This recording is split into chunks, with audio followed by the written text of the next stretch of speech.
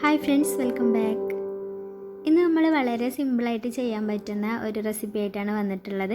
നമ്മളുടെ കയ്യിൽ കുറച്ച് വെജിറ്റബിൾസ് ഉണ്ടെന്നുണ്ടെങ്കിൽ വളരെ പെട്ടെന്ന് തന്നെ അത് ചെയ്തെടുക്കാൻ വേണ്ടിയിട്ട് പറ്റും. ഏകദേശം എഗ് ബൈറ്റ്സ് ഒക്കെ ചെയ്യുന്നത് പോലെ തന്നെയാണ് ഈ ഷവർമ ബൈറ്റ്സ് നമ്മൾ ചെയ്തെടുക്കുന്നത്. അപ്പോൾ ആദ്യം തന്നെ നമുക്കൊരു ബൗളിലേക്ക് 5 കോഴിമുട്ട പൊട്ടിച്ചൊഴിച്ച് കൊടുക്കാം.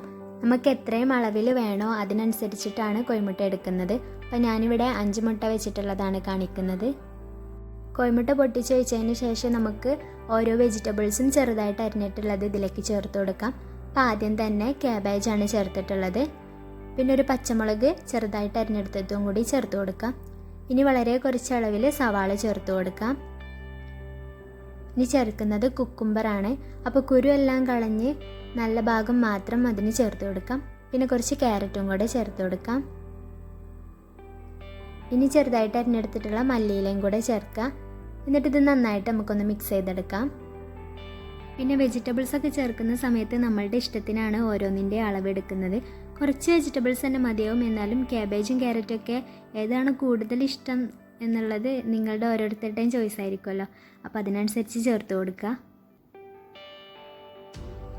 അപ്പോൾ ഇത് നന്നായിട്ട് മിക്സ് ആയിട്ടുണ്ട്.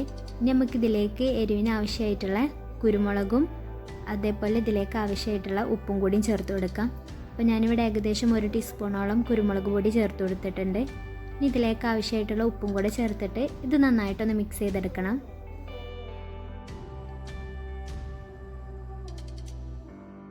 ഇപ്പോൾ ഉപ്പും കുരുമുളകും എല്ലാം തന്നെ ഇതിൽ നന്നായിട്ട് മിക്സ് ആയിട്ടുണ്ട്. ഇനി നമുക്കിതിലേക്ക് ഫ്രൈ ചെയ്ത് വെച്ചിട്ടുള്ള ചിക്കൻ ചേർത്ത് കൊടുക്കാം.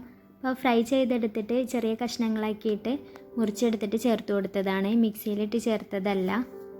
അപ്പോൾ ഇങ്ങനെ ചേർക്കുമ്പം നല്ല കടിക്കാൻ നല്ല ടേസ്റ്റ് ആയിരിക്കും. അപ്പോൾ ഇതുപോലെ ചേർക്കുക. എന്നിട്ട് ഇത് നന്നായിട്ടൊന്നും കൂടെ മിക്സ് ചെയ്തെടുക്കുക.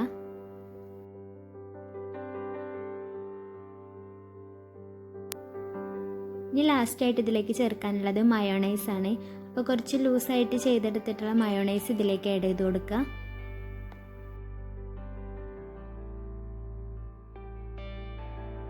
അപ്പോൾ ഈ മയോണൈസും കൂടെ നന്നായിട്ടൊന്ന് മിക്സ് ചെയ്തെടുത്താൽ ഷവർമ ബൈറ്റ്സിലേക്കുള്ള മിക്സർ ഇവിടെ റെഡി ആയി കഴിഞ്ഞു.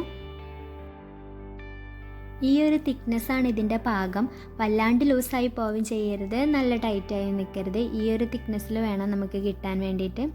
ഇനി നമുക്ക് ഷവർമ ബൈറ്റ്സ് ഉണ്ടാക്കാൻ തുടങ്ങാം. അപ്പോൾ അതിനായിട്ട് ഒരു നെയ്യപ്പൊക്കെ ചുടുന്ന ചട്ടി വെച്ച് കൊടുത്തിട്ടുണ്ട്. നോൺ സ്റ്റിക്കിൻ്റെ ചട്ടിയാണ്. ഇനി ഇതിൽ ഓരോന്നിലും കുറച്ച് ഓയിലാക്കി കൊടുക്കുക. ഓയിലോ വെളിച്ചെണ്ണ നമുക്കിഷ്ടമുള്ളത് ചേർത്ത് കൊടുക്കാം.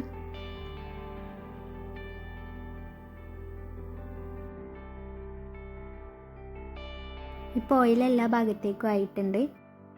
ഇനി നമുക്കിതിലേക്ക് നമ്മൾ തയ്യാറാക്കി വെച്ചിട്ടുള്ള കൂട്ടി ചേർത്ത് കൊടുക്കാം. അപ്പോൾ ചട്ടി നല്ല ചൂടായിരിക്കണം ചേർക്കുന്ന സമയത്ത്. എന്നിട്ട് ഇത് ലോ ഫ്ലെയിമിൽ വെച്ചിട്ട് വേണം വേവിച്ചെടുക്കാൻ. നമ്മൾ മുട്ടയിലാണല്ലോ ചെയ്തെടുക്കുന്നത്, അപ്പോൾ തന്നെ പെട്ടെന്ന് വേവും. പക്ഷെ ഇതിൻ്റെ ഉള്ളെല്ലാം വെന്ത് കിട്ടാൻ വേണ്ടിയിട്ട് നമ്മൾ സിമ്മിൽ വെച്ചിട്ട് തന്നെ ചെയ്യാം.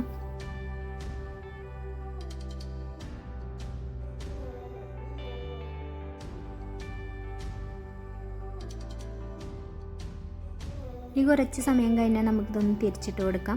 അധികം സമയമൊന്നും വേണ്ട, വളരെ പെട്ടെന്ന് തന്നെ നമുക്കിത് വെന്ത് കിട്ടും. ഇതേപോലെ എല്ലാം ചെയ്തെടുക്കാം.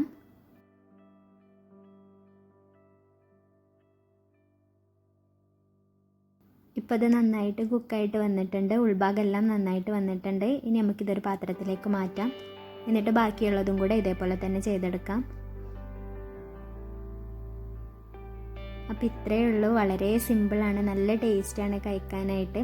നിങ്ങളെല്ലാവരും ഒന്ന് ചെയ്ത് നോക്കണം. അപ്പോൾ ഈ വീഡിയോ എല്ലാവർക്കും ഇഷ്ടമായെന്ന് വിചാരിക്കുകയാണ്. പുതിയ വീഡിയോകളായിട്ട് നമുക്കിനിയും കാണാം. Thank you.